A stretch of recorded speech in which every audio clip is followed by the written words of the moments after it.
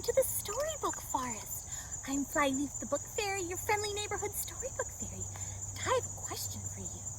Do any of you have gardens? What do you grow in your gardens? I grew some potatoes this year. It was very exciting. Do some of you grow vegetables? Or herbs? Or flowers? Well, today we're going to read a book about a different kind of garden. It's one of my very favorite books to read. It is Harvey Potter's Balloon Farm by Jerdine Nolen and Mark Buehner.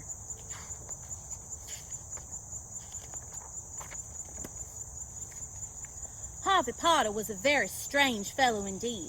He was a farmer, but he didn't farm like my daddy did. He farmed a genuine U.S. government-inspected balloon farm. No one knew exactly how he did it. Some folks say that it wasn't real, that it was magic. But I know what I saw, and those were real, actual balloons growing out of the plain old ground. Harvey Potter had some of the prettiest colors you'd ever want to see on a balloon. Pleasing purple, orange sun, yelling yellow. There was a rip two-shot red and jelly bean black, blooming blue and grassy green. He had all kinds of shapes, too. Round balloons, long ones, animal shapes, clowns with big noses and mouths. He even grew monster balloons with scary faces and great big sharp teeth in time for Halloween. I tell you, Harvey Potter was a strange fellow, all right. To look at him, he was quite plain. Never wore nothing to draw attention to himself. His hair was kept close cropped to his head. Overalls with a shirt underneath were his uniform. There was nothing special about his face either. What wasn't so plain about him was the conjure stick he carried with him wherever he went. Sometimes he used it to scratch his back, but mostly he just carried it under his arm.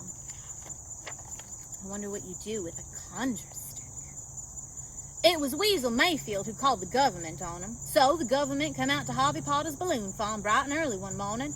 Our whole town turned out for them, and though nobody said what they saw, what they thought, we all had our breath, hoping we could keep our balloons. We never knowed how to grow nothing but trees, maple, sycamore, pine, oak, and regular kinds of stuff like corn and okra and tomatoes.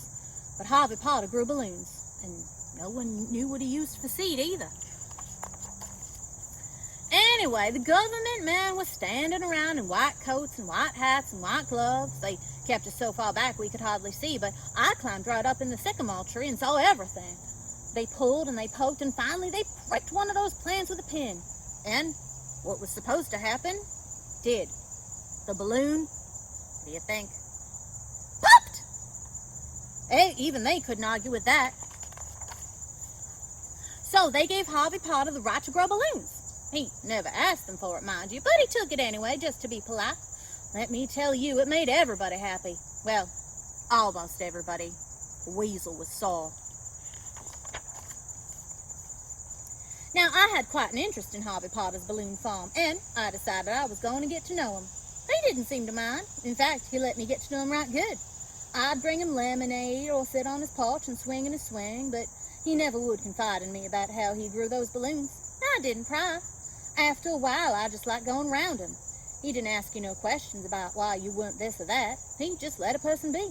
He let a person sit and think out loud sometimes, and, well, that's a mighty good thing to do. Still, something in me was a hankering to know, so I decided I was just going to go out there in the nighttime. That's when he did his field work. I told you he was strange. To this day, I am indebted to that sycamore tree and to that big old moon. It was as full as it was wide that night. I saw him the second he opened his door, plain as day. He stood there on his front porch, hands inside his pockets, looking straight ahead where the fields were. That conjure stick was under his arm. He just stood there, eyes staring straight ahead at something off yonder ways. Then he came down off that porch. Step, step, step.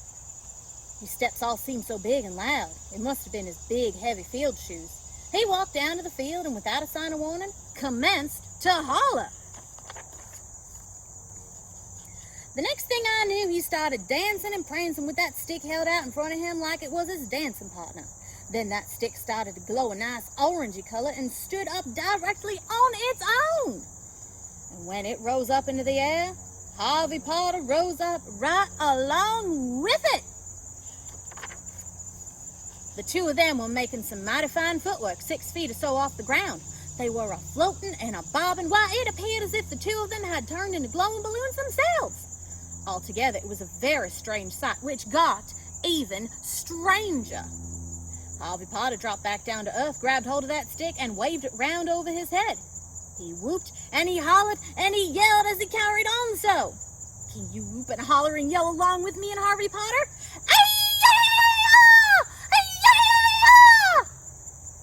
I am not ashamed to say I was a mighty scared. I would have jumped right down and run for home, but my eyes were just plain glued to Harvey Potter.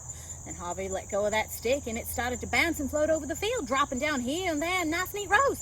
And all the while Harvey Potter just kept on whooping and a-screeching. All of a sudden, that stick came to a complete halt and flew right back into his hand. That's when Harvey Potter stopped screeching. He turned around and looked directly up at that sycamore tree. I thought for sure he saw me, but I guess not, because he turned back around and went into his house and didn't come out again. I climbed down and fell off to sleep waiting. In the morning, when I woke up wet with dew and shivering cold, little bitty colored mounds were popping up all over the ground. When I ran back after supper time, they had all come up in the glory of that day's sun. I tell you, it was a sight. Harvey Potter saw me out there in his fields admiring his latest crop of balloons. He said I could take as many as I wanted. I took 3, clown and an elephant, and I couldn't resist the jelly bean black one. I didn't touch the monster ones on account of they were just too plain scary.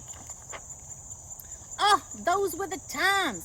Harvey Potter went right on growing the best, prettiest balloons this side of anywhere. We never heard a word from the government then again either. As for Weasel Mayfield, he was so riled up over the fun we were having with our balloons, he packed up and moved off to parts unknown.